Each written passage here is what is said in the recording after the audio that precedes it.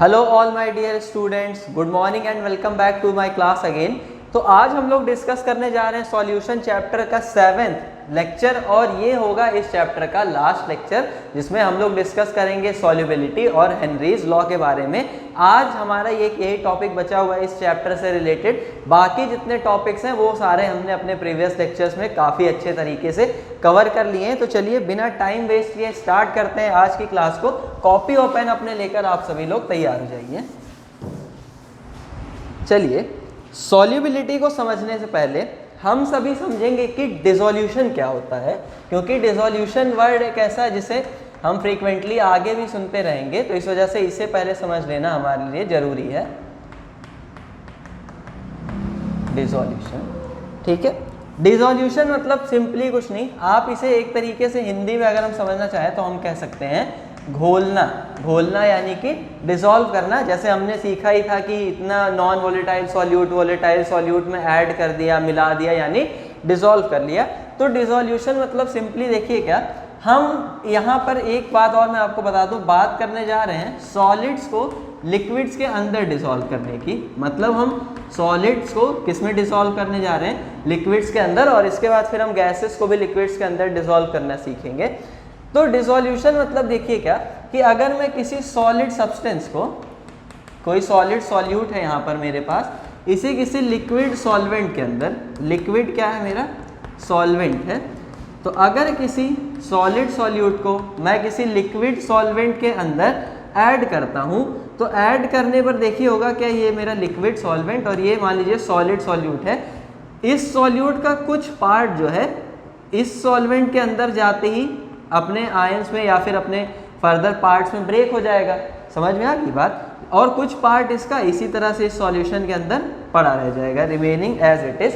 तो यहाँ पर होगा क्या, जब ये सॉलिड इसके अंदर जाके अपने कंस्टिट्यूएंट्स में ब्रेक हो गया, तो हम बोलेंगे कि इसके अंदर, ये मीन सॉल्वेंट के अंदर या सॉल्यूशन जो बना है उसमें सॉलिड का कंसंट्रेशन क्या हो गया है? इंक्रीज हो गया है। तो जब कोई सॉलिड सॉल्यूट किसी लिक्विड सॉल्वेंट के अंदर ऐड किया जाता है जिससे कि सॉलिड का सॉल्यूशन के अंदर कंसंट्रेशन इंक्रीज हो जाए, तो इस प्रोसेस को हम सभी लोग कहते हैं डिसोल्यूशन। इसी प्रोसेस का नाम होता है घोलना, डिसॉल्व करना, जिससे आप सब लोग काफ़ी अच्छे तरीके से फेमिलियर हैं।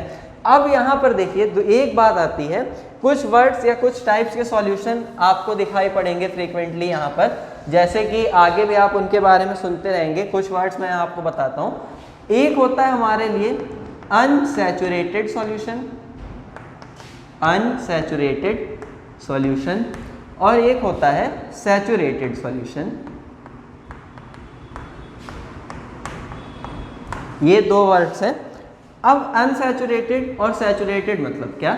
देखिए, अगर मैं बोल दूं कि मैं किसी टेम्परेचर T पर और प्रेशर P पर, चलिए बात कर रहा हूँ, हालांकि प्रेशर का सॉलिड्स की सॉल्युबिलिटी के ऊपर कोई खास इफेक्ट नहीं होता है, इस वजह से इफेक्ट इसका नहीं पड़ता है कि मतलब ये इनकम्प्रेसिबल होते हैं सॉलिड्स और लिक्विड, जनरली बहुत ज़्यादा हम इन्हें कंप्रेस नहीं कर सकते, तो इस वजह से ये प्रेशर से तो इंडिपेंडेंट होते हैं, बट फिर भी हम एक फिक्स कांस्टेंट प्रेशर P पर और एक फिक्स टेम्परेचर T पर बात करते हैं। तो देखिए, सपोज कर देते हैं इसी टेम्परेचर T पर मैंने एक सॉल्वेंट ले रखा है। सॉल्वेंट कौन है हमारा? A, और मैं इसमें एक सॉल्यूट घोलना चाहता हूँ B। सॉल्यूट हमारा कौन है? B। तो देखिए, अगर इसी टेम्परेचर T पर इस सॉल्यूशन के अंदर, सपोज करते हैं मैंने इसमें थोड़ा सा सॉल्यूट ऐड कर दिया है, तो अब ये क्या बन चुका है? सॉल्यूशन। तो इस सॉल्यूशन के अंदर अगर मैं इस टेम्परेचर T पर B का और भी ज़्यादा अमाउंट घोल सके, मैं पॉसिबल है कि अगर मैं इसमें B का और भी अमाउंट घोल सकता हूं, तो मैं बोलूँगा कि ये सॉल्यूशन कैसा है? सैचुरेटेड है। ठीक है। अच्छा, अनसैचुरेटेड है, सॉरी, अनसैचुरेटेड समझने के लिए ना पहले एक काम करते हैं, हम लोग सैचुरेटेड समझ लेते हैं, तो ये हमें ज़्यादा अच्छे से समझ में आएगा। तो देखिए, सपोज करिए T टेम्परेचर और P प्रेशर पर यहाँ मुझे एक सॉल्वेंट दे रखा है, और सॉल्वेंट मेरा कौन है? A है। तो ये है मेरा सॉल्वेंट, और इसमें मैंने क्या किया? B को ऐड करना स्टार्ट किया इसी टेम्परेचर T और प्रेशर P पर। B का मैं इसमें अमाउंट घोलते गया, डिसॉल्व होता गया, और मैंने ऐड किया, डिसॉल्व होते गया, और ऐड किया, डिसॉल्व होते गया। एक टाइम ऐसा आएगा ना जब इस सॉल्यूशन के अंदर B डिसॉल्व होना बंद हो जाएगा। मतलब किसी B के एक अमाउंट पे सपोज कर लेते हैं, वो अमाउंट कितना है? WB, कि मैंने B का WB अमाउंट इस सॉल्यूशन के अंदर घोल दिया और अब मैं इसी टेम्परेचर या प्रेशर पर इससे ज़्यादा अमाउंट नहीं घोल सकता हूँ B का इस सॉल्वेंट A के अंदर, तो मैं बोलूँगा ना कि इस समय ये सॉल्यूशन मेरे लिए क्या बन गया है, सैचुरेटेड सॉल्यूशन। कैसा सॉल्यूशन बन गया है, सैचुरेटेड सॉल्यूशन। मतलब सैचुरेटेड सॉल्यूशंस वो सॉल्यूशन होते हैं जिनमें एक लिमिट के बाद सेम टेम्परेचर और प्रेशर पर आप सॉल्यूट का और ज़्यादा अमाउंट डिसॉल्व नहीं कर सकते हैं। जैसे आपने कॉमन घर में अगर कभी ये आप एक्सपेरिमेंट करना चाहे तो कर सकते हैं। आप एक ग्लास वाटर ले लीजिए और उसमें शुगर ऐड करना स्टार्ट कीजिए। आप देखेंगे कि शुगर ऐड करते करते करते करते एक टाइम ऐसा आएगा ना जब शुगर उस सॉल्यूशन के अंदर डिसॉल्व होना बंद हो जाएगी। जैसे ही शुगर का और अमाउंट उसके अंदर डिसॉल्व होना बंद हुआ, आप समझ जाइएगा कि सॉल्यूशन अब आपका सैचुरेटेड सॉल्यूशन बन चुका है। सैचुरेटेड मतलब इसमें आपने मैक्सिमम अमाउंट ऑफ सॉल्यूट घोल दिया है। मैक्सिमम, जितना ज़्यादा से ज़्यादा आप घोल सकते थे उतना आपने घोल दिया है। अब इससे ज़्यादा इस टेम्परेचर पर नहीं घोल सकते। अगर आप सॉल्यूशन को और हीट प्रोवाइड कर देना तब आप फर्दर और ज़्यादा अमाउंट भी घोल पाएंगे, लेकिन एक फिक्स टेम्परेचर पर हम बात करते हैं हमेशा। बात आ गई आपको समझ में?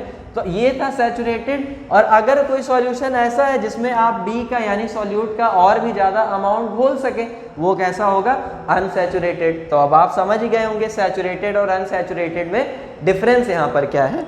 ये तो सैचुरेटेड अनसैचुरेटेड की बात थी। अब यहाँ पर देखिए एक वर्ड आएगा सॉल्युबिलिटी। सॉल्युबिलिटी मतलब क्या, जो आज हमारा मेन टॉपिक है इस क्लास में डिस्कस करने का। सॉल्युबिलिटी मतलब मैक्सिमम अमाउंट ऑफ सॉल्यूट, आप ऐसे कह सकते हैं। कहने का मतलब ये है कि किसी फिक्स टेम्परेचर और प्रेशर पर आप किसी सॉल्वेंट के अंदर सॉल्यूट का जितना मैक्सिमम अमाउंट घोल सकते हैं उसी को क्या कहा जाता है, उस सॉल्यूशन की सॉल्युबिलिटी। सपोज करिए कि इसी T टेम्परेचर और P प्रेशर पर आपने इस सॉल्वेंट A के अंदर B का मान लीजिए कितना घोल दिया, 100 ग्राम। तो मैं बोलूँगा इस सॉल्यूशन की सॉल्युबिलिटी कितनी, और सपोज करिए A मैंने यहाँ कितना ले लिया था, 200 ml के बराबर। तो मैं बोलूँगा कि इस सॉल्यूशन की सॉल्युबिलिटी 100 ग्राम पर 200 ml है। बात आ गई समझ में? मतलब कि सॉल्वेंट के 200 ml में मैं B का केवल 100 ग्राम ही डिसॉल्व कर सकता हूँ। तो सॉल्युबिलिटी मतलब आप क्या समझे कि फिक्स टेम्परेचर और प्रेशर पर किसी सॉल्वेंट के फिक्स अमाउंट में जितना मैक्सिमम अमाउंट ऑफ सॉल्यूट आप घोल सके वही क्या है, सॉल्युबिलिटी। और जब मैं यही सॉल्युबिलिटी सॉल्यूशन को गेट करा देता हूँ, मतलब मैक्सिमम अमाउंट ऑफ सॉल्यूट उसमें घोल देता हूँ, तब वो सॉल्यूशन मेरे लिए क्या बन जाता है, सैचुरेटेड सॉल्यूशन। तो ये सॉल्युबिलिटी टर्म यहीं से सैचुरेटेड सॉल्यूशन से एक डेराइव्ड टर्म है। सॉल्युबिलिटी मतलब क्या कि मैक्सिमम अमाउंट, हम ऐसे डिफाइन कर सकते हैं, maximum amount of solute dissolved in fixed amount of solvent at constant temperature and यहाँ से हम कह सकते हैं प्रेशर। बात आ गई समझ में? तो कांस्टेंट टेम्परेचर और प्रेशर पर सॉल्वेंट के फिक्स अमाउंट पे जितना मैक्सिमम अमाउंट ऑफ सॉल्यूट आप घोल सकते हैं वही क्या है, उस सॉल्यूशन की सॉल्युबिलिटी। जैसे घर में करने वाले अपने एक्सपेरिमेंट में अगर आपने एक गिलास पानी में मान लीजिए 50 ग्राम से 100 ग्राम तक चीनी अगर घोल दी, तो वो 100 ग्राम जो अमाउंट होगा चीनी का वो होगी उस सॉल्यूशन की सॉल्युबिलिटी। आप बोलेंगे कि इससे इसमें ज़्यादा ऐड नहीं कर सकते हैं। बात आ गई समझ में? अब यहाँ से एक वर्ड और निकल के आता है saturated solution, sorry super saturated solution. Saturated तो हमने पढ़ लिया, एक होता है सुपर सैचुरेटेड सॉल्यूशन। अब ये क्या होता है, तो देखिए सपोज करिए कि आपने सैचुरेटेड सॉल्यूशन को ही अपने, यह सैचुरेटेड सॉल्यूशन जो यहाँ पर बन गया था उसमें किसी तरह से थोड़ा बहुत और जुगाड़ पानी लगाकर उसको सॉल्वेंट को, सॉल्यूशन को शेक करके या फिर और बहुत ज़्यादा स्टर करके उसमें सॉल्यूट का जो मैक्सिमम अमाउंट था यानी सॉल्युबिलिटी, इतना ही हम इसमें डिसॉल्व कर सकते, इससे ज़्यादा नहीं। लेकिन आपने थोड़ा सा और सॉल्यूट इसके अंदर डिसॉल्व कर दिया किसी भी तरीके से, मान लीजिए ज़बरदस्ती एकदम आपने सॉल्यूशन को स्टर करते हुए, शेक करते हुए बहुत तेज़ी से, या फिर टेम्परेचर चेंज नहीं करना है, यहाँ पर एक यही फिक्स कंडीशन है कि आप टेम्परेचर चेंज नहीं कर सकते। किसी भी तरह से अगर आपने इसमें सॉल्यूट का थोड़ा सा और अमाउंट डिसॉल्व कर दिया ना, तो यही सैचुरेटेड सॉल्यूशन आपके लिए अब क्या बन जाएगा, सुपर सैचुरेटेड सॉल्यूशन। मतलब ये बहुत ही ज़्यादा सैचुरेट है, मैक्सिमम अमाउंट से भी ज़्यादा सॉल्यूट आपने इसमें डिसॉल्व कर दिया है। और अगर अब आप इसमें सॉल्यूट डालेंगे ना, तो वो सॉल्यूशन फिर जो है जाके क्रिस्टलाइज होना आपका शुरू हो जाएगा, सॉल्यूट पार्टिकल्स आपस में कोलाइड करके सेपरेट होना स्टार्ट हो जाएंगे। बात आ गई समझ में? तो ये सुपर सैचुरेटेड सॉल्यूशन क्या है, सैचुरेटेड सॉल्यूशन से ही बना हुआ डिराइव्ड एक सॉल्यूशन जिसमें सॉल्यूट का अमाउंट मैक्सिमम अमाउंट यानी सॉल्युबिलिटी को भी क्रॉस कर चुका है। बात आ गई आपको समझ में? चलिए अब हम लोग आगे बढ़ते हैं और देखते हैं कि सॉल्युबिलिटी वगैरह पर, सॉलिड्स पर, सॉलिड को जब हम लिक्विड में डिसॉल्व करते हैं तो उनकी सॉल्युबिलिटी पर इफेक्ट कौन कौन सी चीज़ें डालती हैं। तो हेडिंग लिखेंगे हम लोग यहाँ पर कि factors affecting solubility of solids in liquids. जब हम लिक्विड के अंदर सॉलिड को डिसॉल्व कर रहे हैं तो उसकी सॉल्युबिलिटी के ऊपर कौन कौन सी चीज़ें इफेक्ट डालती हैं। तो मेजर हमारे पास दो ही फैक्टर होते हैं। एक होता है फैक्टर टेम्परेचर। बात आई समझ में? अब देखिए टेम्परेचर कैसे इफेक्ट डालता है। तो हमने इसके पहले भी डिस्कस ये किया था कि अगर सपोज करिए कि मैं सॉलिड को ऐड कर रहा हूँ लिक्विड के अंदर, यहाँ पर मेरे पास कोई सॉल्वेंट है, कोई लिक्विड है A, और उसमें मैं ये सॉल्यूट ऐड कर रहा हूँ B। बात आई समझ में? और आप ये सपोज करिए ना कि ये जो प्रोसेस हो रही है यहाँ पर डिसोल्यूशन की, फर्स्ट केस हम ले लेते हैं। फर्स्ट केस में जो हमारी प्रोसेस है वो कैसी है, एंडोथर्मिक है। एंडोथर्मिक का मतलब क्या कि ये हीट को एब्जॉर्ब कर रही है खुद और हीट खींच रही है एटमॉस्फेयर से, ठीक है। अगर मेरी डिसोल्यूशन की प्रोसेस मतलब B को A में मिलाने की जो प्रोसेस है वो कैसी है, एंडोथर्मिक, हीट को एब्जॉर्ब कर रही है। हीट को एब्जॉर्ब करने का मतलब एंडोथर्मिक प्रोसेस है, तो यहाँ पर सिस्टम हीट एब्जॉर्ब कर रहा है तो इसकी हीट बढ़ती जाएगी, मतलब इसकी फाइनल हीट जो होगी वो ज़्यादा होगी। तो डेल्टा H इसके लिए कैसा होगा, greater than 0, because of system की एनर्जी यहाँ पर बढ़ गई है। डेल्टा H यानी एंथैल्पी चेंज, जिसे आप 11th क्लास में पढ़ के आए थर्मोडायनेमिक नाम के चैप्टर में यहाँ पर।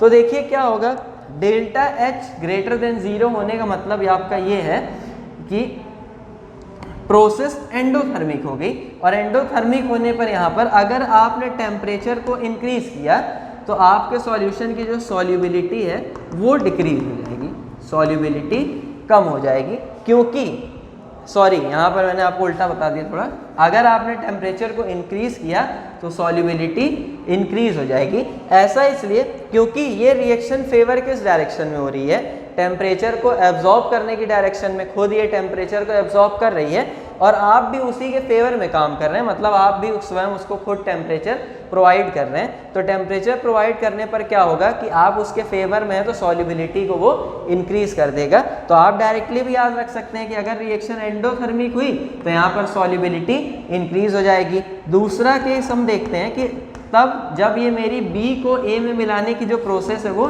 एक्सोथर्मिक है।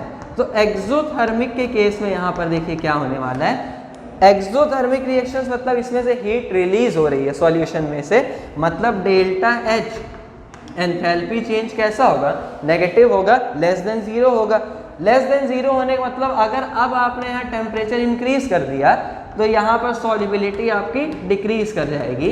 डिक्रीज क्यों कर जाएगी, क्योंकि अब आप इसके खिलाफ काम कर रहे हैं। ये अपने अंदर से हीट को रिलीज कर रहा है, स्टेबल होना चाहता है, सॉल्युबिलिटी इंक्रीज करना चाहता है। आप उसको और हीट पीछे से प्रोवाइड करते जा रहे हैं कि नहीं हीट लो हीट लो, तो वो सॉल्युबिलिटी को इंक्रीज करेगा नहीं करेगा, आप इसके खिलाफ काम करते जा रहे हैं। तो यहाँ पर अकॉर्डिंग टू ली चैटलियस प्रिंसिपल हम सारी चीज़ें देखते हैं, क्योंकि जब हमने इसमें सॉल्यूट को ऐड करना शुरू करते हैं तो यहाँ पर सॉल्यूट और सॉल्वेंट और जो रिजल्टेंट सॉल्यूशन बनता है इसके बीच में यहाँ पर इक्विलिब्रियम सेट होता है, ठीक है।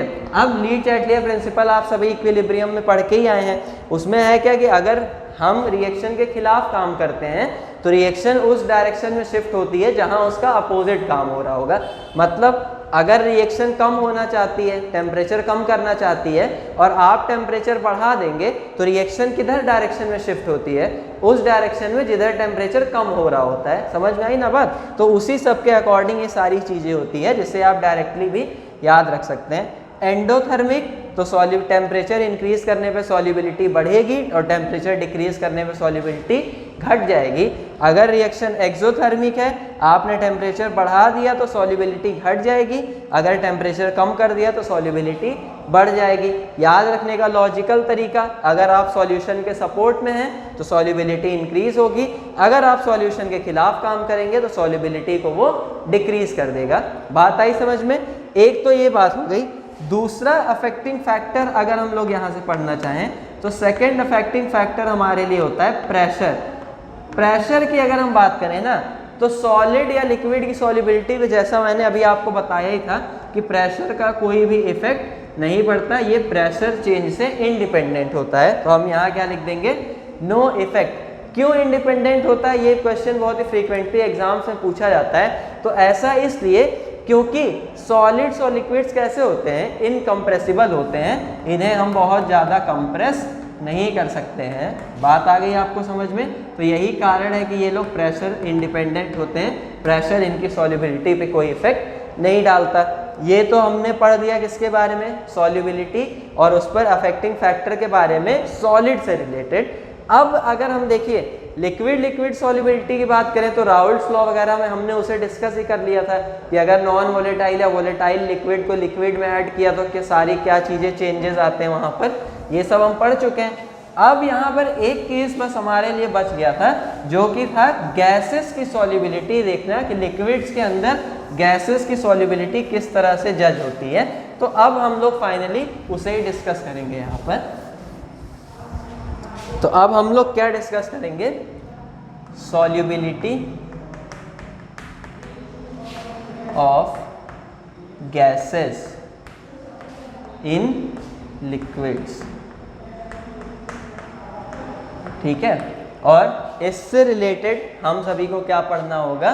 हेनरीज लॉ, जो कि गैसेस की सॉल्युबिलिटी लिक्विड्स के अंदर किस तरह से जज होती है इस बारे में प्रेडिक्ट करता है।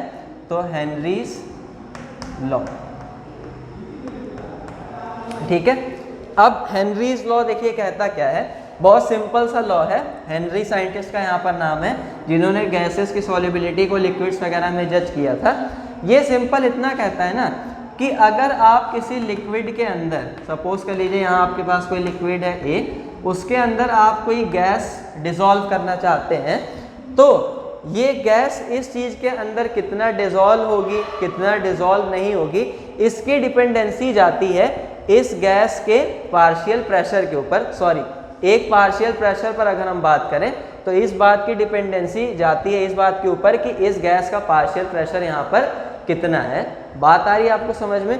मतलब कि हम सीधे सीधे ये भी कह सकते हैं यहाँ पर हेनरीज लॉ के स्टेटमेंट से अगर हम देखें कि हेनरीज लॉ ये कहता है कि गैस का मोल फ्रैक्शन, गैस का मोल फ्रैक्शन, अब मोल फ्रैक्शन को यहाँ हम लोग किससे डिनोट करते थे? जीटा से। तो गैस का मोल फ्रैक्शन, अब ये मोल फ्रैक्शन यहाँ किसको डिनोट कर रहा है? तो ये मोल फ्रैक्शन रिलेट हो रहा है सॉल्युबिलिटी से। हम लोग गैस की सॉल्युबिलिटी की बात यहाँ कर रहे हैं मोल फ्रैक्शंस के टर्म में, ठीक है। तो हेनरीज लॉ क्या कहता है कि गैस की सॉल्युबिलिटी उसके पार्शियल प्रेशर के डायरेक्टली प्रोपोर्शनल होती है। तो पीजी यहाँ पर क्या है? Partial pressure of gas. मतलब गैस का इंडिपेंडेंट पार्शियल प्रेशर जितना ज़्यादा होगा सॉल्यूशन के अंदर उस गैस की सॉल्युबिलिटी यानी कि उसका मोल फ्रैक्शन उतना ही ज़्यादा होगा। बात आई समझ में? यहाँ से देखिए अब हम इस रिलेशन को ऐसे भी लिख सकते हैं कि partial pressure of gas is directly proportional to zeta. कोई दिक्कत नहीं है, दोनों एक दूसरे के डायरेक्टली प्रोपोर्शनल है। यहाँ से देखिए अगर आप रिलेशन निकालना चाहें तो partial pressure of gas is equals to K H into में जीटा ऑफ गैस। ये हमारे सामने रिलेशन बन के आया। यहाँ पर देखिए जो एक प्रोपोर्शनलिटी कांस्टेंट आया के एच, इसी के एच को हम लोग क्या कहते हैं? Henry's law constant. इसे हम कहते हैं हेनरीज लॉ कांस्टेंट, ठीक है। बात आ गई आपको समझ में? तो हेनरीज लॉ के लिए जब भी आपको कभी भी कोई कैलकुलेशन वगैरह करनी होगी तो आप इस इक्वेशन की हेल्प से बहुत ही इजीली कर सकते हैं। हेनरीज लॉ कांस्टेंट के बारे में मैं अभी आपको और भी कई सारी चीज़ें बताता हूँ। तो लॉ आपको यहाँ पे समझना सबसे ज़्यादा जरूरी था। एक तो ये इंपॉर्टेंट है यहाँ पे कि हम लोग सॉल्युबिलिटी की टर्म की बात किसके फॉर्म में कर रहे हैं, मोल फ्रैक्शन के टर्म में। आखिर सॉल्युबिलिटी है क्या, अमाउंट, कि कितना अमाउंट सॉल्यूट का हम डिसॉल्व कर सकते हैं। यहाँ मेरे लिए सॉल्यूट कौन है, गैस है, और हम इसी वजह से मोल फ्रैक्शन के टर्म में सॉल्युबिलिटी की बात कर लेते हैं। हेनरीज लॉ क्या कहता है, हेनरीज लॉ कहता है कि गैस की सॉल्युबिलिटी उतनी ज़्यादा होगी जितना ज़्यादा उसका पार्शियल प्रेशर होगा। बात आ गई समझ में। दूसरी बात, कभी कभी ना हमें KH की वैल्यू से भी प्रेडिक्शन करना पड़ता है कि गैस की आखिर सॉल्युबिलिटी कैसी होगी। तो देखिए यहाँ से अगर हम रिलेशन बनाए तो KH इज इक्वल्स टू आएगा हमारे सामने partial pressure of gas upon में मोल फ्रैक्शन ऑफ गैस, यानी कि उसकी सॉल्युबिलिटी। तो यहाँ पे देखिए हेनरीज लॉ कांस्टेंट, अगर हम एक फिक्स गैस के पार्शियल प्रेशर पे बात करें तो उसकी सॉल्युबिलिटी के इन्वर्सली प्रोपोर्शनल है। मतलब हेनरीज लॉ कांस्टेंट की वैल्यू जितनी ज़्यादा होगी गैस की सॉल्युबिलिटी उतनी ही कम होगी। तो ये पॉइंट आपको एकदम यहाँ पर याद रख लेना है। ऑब्जेक्टिव पॉइंट ऑफ व्यू से ये वाला पॉइंट बहुत ही इंपॉर्टेंट है कि KH की वैल्यू जितनी ज़्यादा गैस की सॉल्युबिलिटी उतनी ही कम। ठीक है। दूसरी एक बात अगर आपको और बताएं कि KH किसके किसके ऊपर डिपेंड करता है, तो देखिए KH जो है वो सॉल्वेंट, जो भी हम सॉल्वेंट यूज़ कर रहे हैं गैस को घोलने के लिए, उसके नेचर वगैरह के ऊपर, साथ ही साथ में गैस का जो मोल फ्रैक्शन है उसके ऊपर अभी अभी आपने यहाँ पर देख ही लिया। ठीक है। इन सारी चीज़ों के अलावा टेम्परेचर हो गया, इस पर भी KH की वैल्यू डिपेंड करती है। तो ये कुछ फैक्टर थे जिनके ऊपर KH डिपेंड करता है। इतनी सारी चीज़ें अब आप समझ गए। अब यहाँ पर देखिए एक चीज़ और है, अगर हम गैसेस की सॉल्युबिलिटी पर इफेक्ट चेक करना चाहें कि कौन कौन सी चीज़ें इफेक्ट डालती हैं, जैसे सॉलिड्स पर टेम्परेचर और प्रेशर के रिस्पेक्ट में हमने चेक किया, तो उसी तरह से अगर हम गैसेस की भी सॉल्युबिलिटी को जज करना चाहें यहाँ पर, तो हम अफेक्टिंग फैक्टर्स यहाँ देख सकते हैं।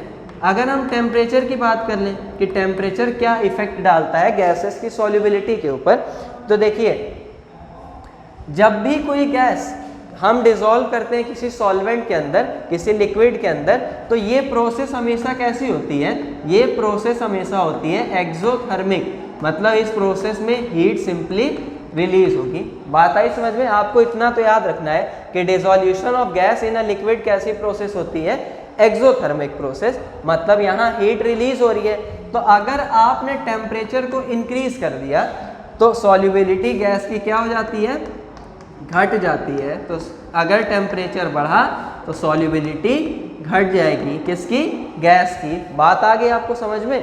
देखिए यही कारण होता है कि जैसे आपसे कभी कभी फ्रीक्वेंटली क्वेश्चंस पूछ लिया जाता है कि बताइए क्यों एक्वाटिक एनिमल्स मतलब जो पानी में रहने वाले जीव जंतु हैं, वो गर्म पानी के बजाय ठंडे पानी में ज़्यादा कंफर्टेबल होते हैं। तो इसका रीज़न देखिए, जैसे मान लीजिए बहुत ज़्यादा जहाँ पे आइसबर्ग्स वगैरह पे ठंड ज़्यादा पड़ती है, जैसे अगर हम बात कर लें अंटार्कटिका हो गया, नॉर्थ पोल वगैरह पर, तो वहाँ पर पोलार बियर्स वगैरह आपने देखे होंगे। उसके अलावा पानी के अंदर जो क्रीचर्स रहते हैं, मछलियाँ वगैरह, वो लोग ठंड के मौसम में गर्म पानी के बजाय ठंडे पानी में ही रहना ज़्यादा पसंद करते हैं। इसका कारण क्या है, तो देखिए इसका कारण सिंपली ये है ना कि टेम्परेचर ज़्यादा होने पर गैस की सॉल्युबिलिटी कम हो जाती है वाटर में।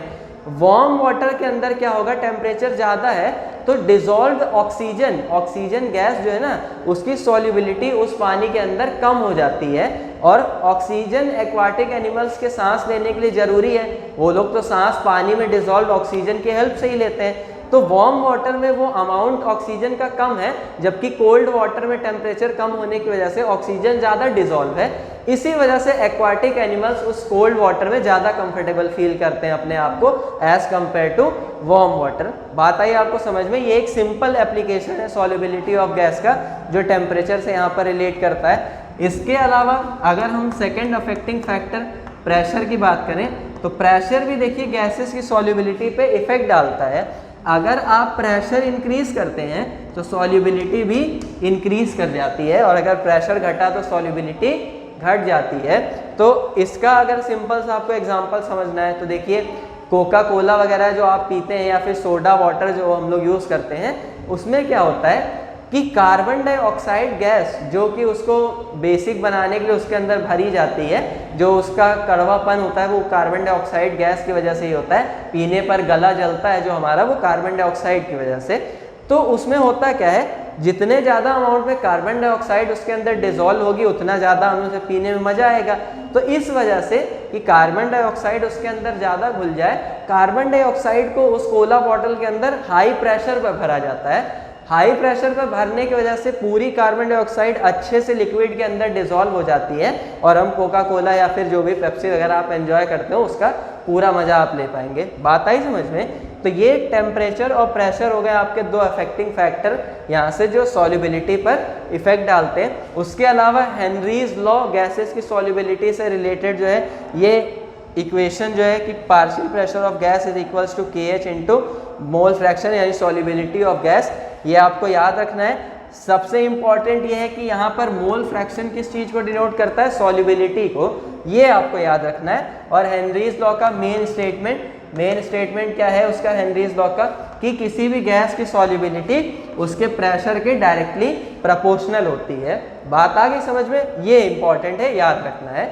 ओके, अब यहाँ से देखिए अगर हम लोग हेनरीज लॉ के कुछ एप्लीकेशंस वगैरह की बातें करें तो हेनरीज लॉ के एप्लीकेशन तो मैंने अभी आपको बता ही दिए यहाँ पर कुछ, जैसे कोला बॉटल्स वगैरह में इसको हम अप्लाई करते हैं जो कोक CO2 वगैरह भरने में। उसके अलावा एक इंटरेस्टिंग फैक्ट और है जो इसके थ्रू गवर्न होता है। आपने डाइवर्स के बारे में सुना होगा, जो सी डाइवर्स होते हैं उनको गैसेस की सॉल्युबिलिटी के साथ बहुत ज़्यादा डील करना पड़ता है, उनकी जान डिपेंड करती है इसके ऊपर। होता क्या है, जब भी कोई डाइवर सी के अंदर बहुत ही नीचे लेवल तक जाता है, जितना ज़्यादा वो नीचे बढ़ता जाता है प्रेशर उतना ही ज़्यादा इंक्रीज होता जाता है। बात आई समझ में? प्रेशर इंक्रीज होने की वजह से क्या होता है कि उसके सिलेंडर में जो एटमॉस्फेरिक गैसेस जनरली एयर भरी होती है, तो अगर सिर्फ एयर भर के भेजी जाए सिलेंडर में तो प्रेशर ज़्यादा होने की वजह से उसकी सॉल्युबिलिटी ब्लड में बहुत ज़्यादा बढ़ जाएगी। तो जब तक नीचे है तब तक तो उसको बहुत मज़ा आएगा। अब एटमॉस्फेरिक गैसेस जैसे नाइट्रोजन हो गया, उसके अलावा ऑक्सीजन वगैरह हो गई, ये सब उसके ब्लड में बहुत ज़्यादा डिसॉल्व हो जाएंगी। लेकिन जैसे ही वो डाइवर सरफेस पर आएगा, सरफेस पर आते ही प्रेशर अचानक से बहुत ज़्यादा कम हो जा, और प्रेशर कम होने की वजह से इंस्टेंटेनियसली गैसेस की सॉल्युबिलिटी उसके ब्लड में कम होगी, यानी गैसेस उसके ब्लड से अब रिलीज होंगी। गैसेस की इंस्टेंटली रिलीज होने की वजह से ना ब्लड में कभी कभी नाइट्रोजन के बबल्स बन जाते हैं, और बबल्स बन जाने की वजह से जो ब्लड कैपिलरीज होती हैं जिनमें आपका ब्लड फ्लो हो रहा है उनमें ब्लॉकिंग हो सकती है, चोक हो सकती है ब्लड कैपिलरीज आपकी, जिससे एक सीरियस मेडिकल कंडीशन वगैरह भी क्रिएट हो सकती है। तो ऐसा ना हो, डाइवर्स की जान को कोई भी खतरा ना हो, इसके लिए किया क्या जाता है, बेसिकली उनके टैंक में जो सिलेंडर वो लेकर चलते हैं उसमें कुछ परसेंटेज हीलियम मिला दी जाती है, जिससे कि जो एयर है वो डाइल्यूट हो जाए। अब एयर डाइल्यूट होने का फ़ायदा उनको ये मिलता है कि हाई प्रेशर पर भी एटमॉस्फेरिक गैस जो है ना उसकी सॉल्युबिलिटी बहुत ज़्यादा उनके ब्लड में नहीं बन पाती, क्योंकि अब हीलियम भी प्रेजेंट है।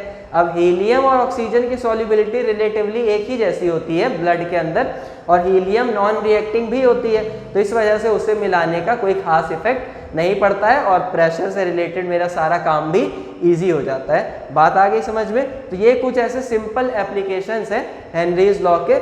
इसके अलावा अगर लिमिटेशंस की हम बात करें कि हेनरीज लॉ के लिमिट्स क्या क्या हैं, तो देखिए हेनरीज लॉ को अप्लाई करने के लिए लिमिटेशंस ये है कि जो मैं गैस यहाँ पर डिसॉल्व करना चाहता हूँ लिक्विड के अंदर, उसका पार्शियल प्रेशर बहुत ज़्यादा नहीं होना चाहिए, साथ ही उस गैस का टेम्परेचर भी, जिस टेम्परेचर पर हम ये सॉल्युबिलिटी जज करने जा रहे हैं, गैस को डिसॉल्व करने जा रहे हैं, वो टेम्परेचर भी बहुत ज़्यादा नहीं होना चाहिए।